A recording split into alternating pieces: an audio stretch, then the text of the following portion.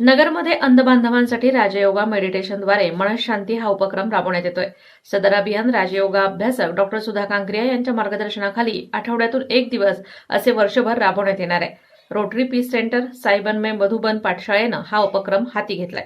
उपक्रमाचे उद्घाटन गौरी इंगळे शुभम राऊत यांच्या हस्ते दीप प्रज्वलनाने करण्यात आलं। यावेळी अनामप्रेमचे अध्यक्ष अजित माने, अनिता माने, रोटरी अध्यक्ष माधव देशमुख, सचिव दीपक गुजराती, रोटरी पीस सेंटरच्या संचालक डॉक्टर सुधा कांक्रिया उपस्थित होत्या।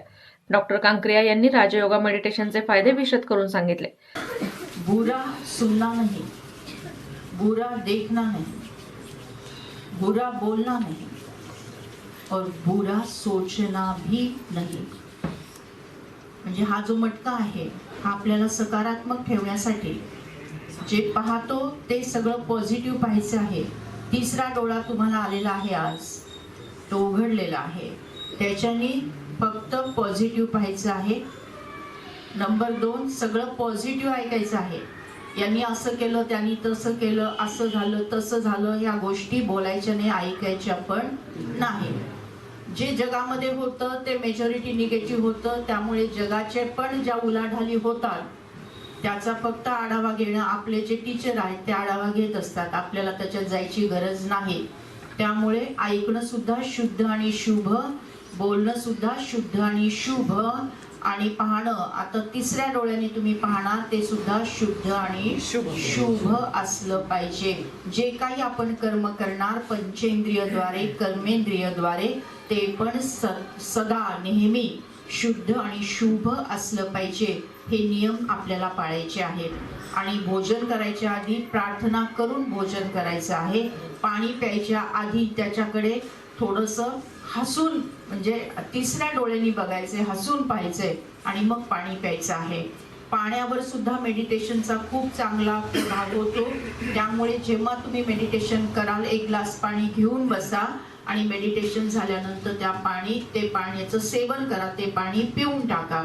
आणि रोज 3 वेळा, म्हणजे अगदी आयडियली 3 वेळा पण कमीत कमी 2 वेळा तरी तुम्ही सामूहिक मेडिटेशन नक्की करा। एक सकाळी उठल्याबरोबर आपापल्या रूममध्ये करा, संध्याकाळी तुमची प्रार्थना असते सामूहिक, त्या प्रार्थनेनंतर तुम्ही सामूहिक करा। आणि झोपायच्या आधी हवं तर तुमची 10ची वेळ असेल झोपायची तर आपापल्या बेडवर आपापल्या रूममध्ये बसून शेवटचं करा, पण एक सामूहिक तुमची संध्याकाळच्या वेळेस होईल। असं 3 प्रकारे आता जी मेडिटेशनची कॉमेंट्री आहे तुम्हाला आम्ही देऊ, त्याप्रमाणे ती लावून तुम्ही करू शकता। तुमच्या सर्वांचं जीवन कसं होणार आहे?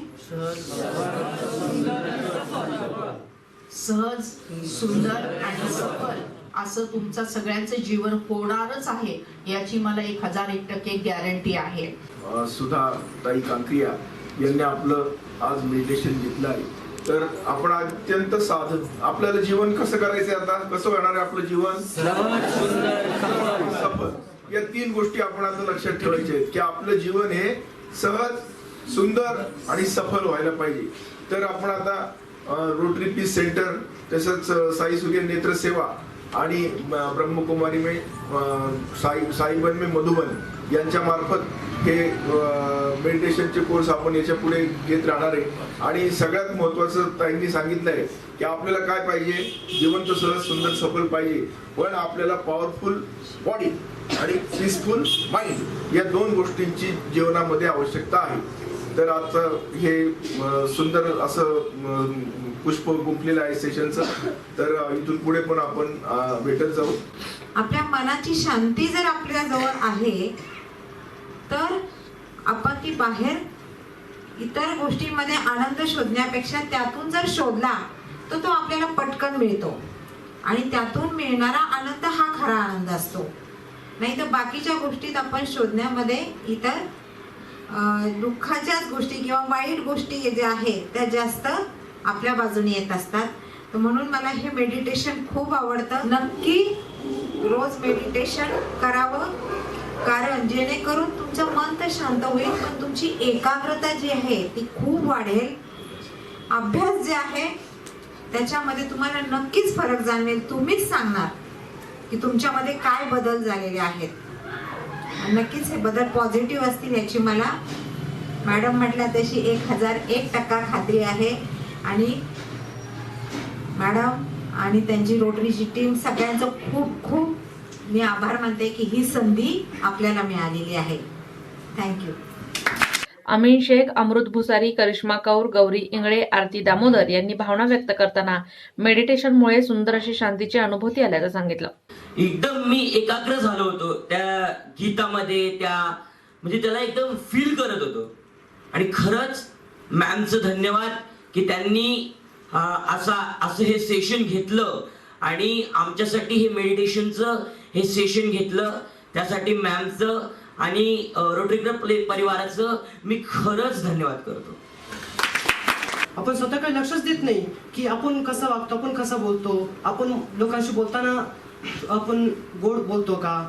तर मेडिटेशन म्हणजे शॉर्टकटमध्ये सांगायचं झालं की स्वतःला ओळखणे, आपण कोण आहोत व आपण कशासाठी जन्माला आलेलो आहोत, म्हणजेच मेडिटेशन.